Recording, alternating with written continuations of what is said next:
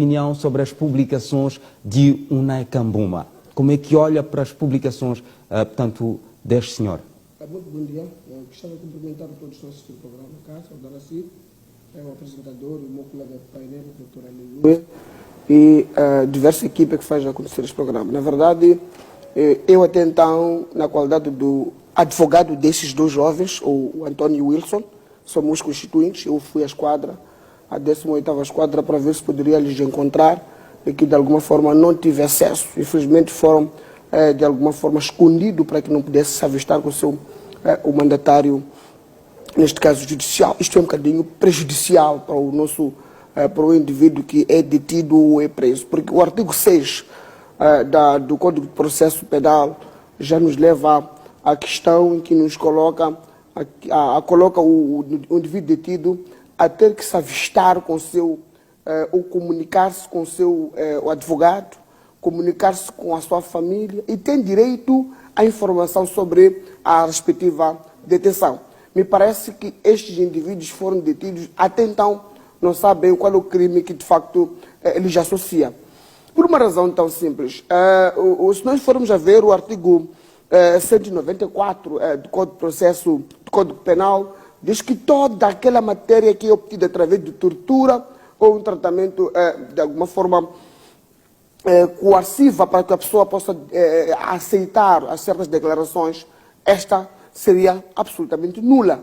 Então é o que nós estamos a assistir, esta polícia em que nós vivemos, vive com ele todos os dias, é que neste país eles tendem a buscar cargos de funções, prendendo indivíduos mesmo sem provas, mesmo sabendo de que este indivíduo não está ligado a este tipo legal de crime, mas ele é detido. Então, é prejudicial também para esses indivíduos, porque os respectivos familiares ainda não têm conhecimento sobre o paradeiro dos seus familiares. E isto leva-nos àquilo que o artigo 55 do Código de Processo Penal prevê, que é uma queixa-crime contra esses indivíduos.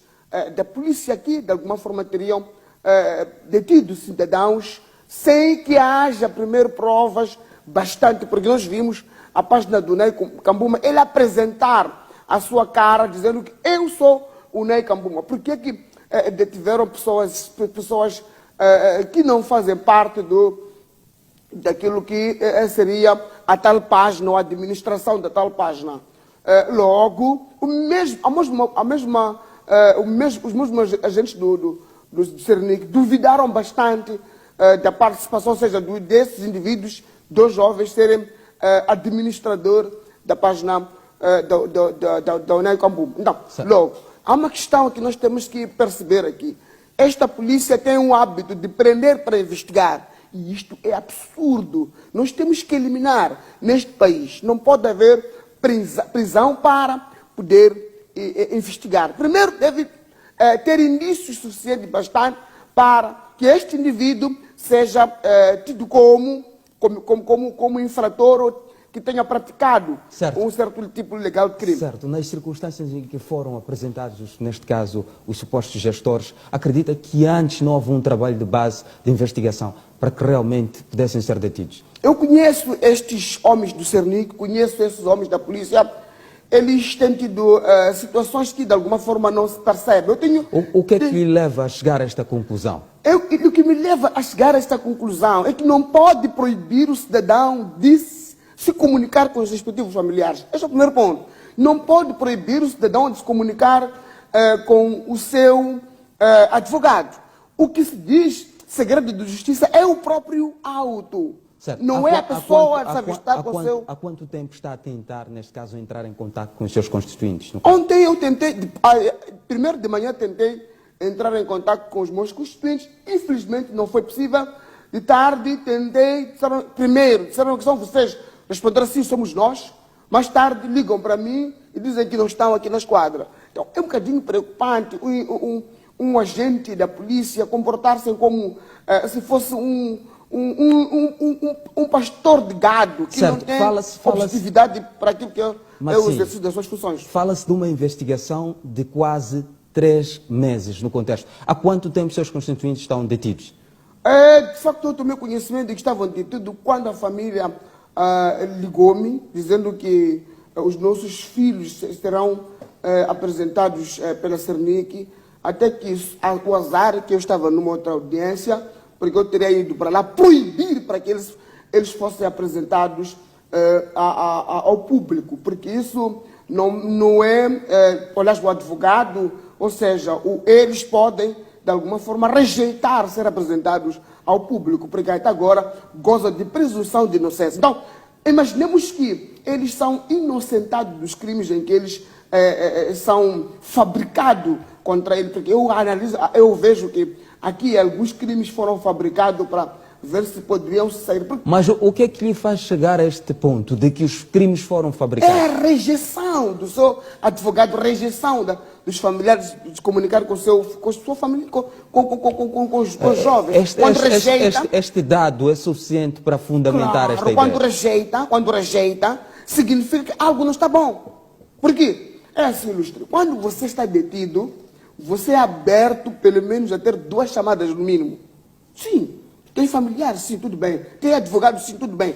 Efetua 2 chamadas, porque o advogado pode, de alguma forma, controlar algumas situações. Dou um exemplo concreto. A situação de tortura, porque estão supostamente torturados, não é?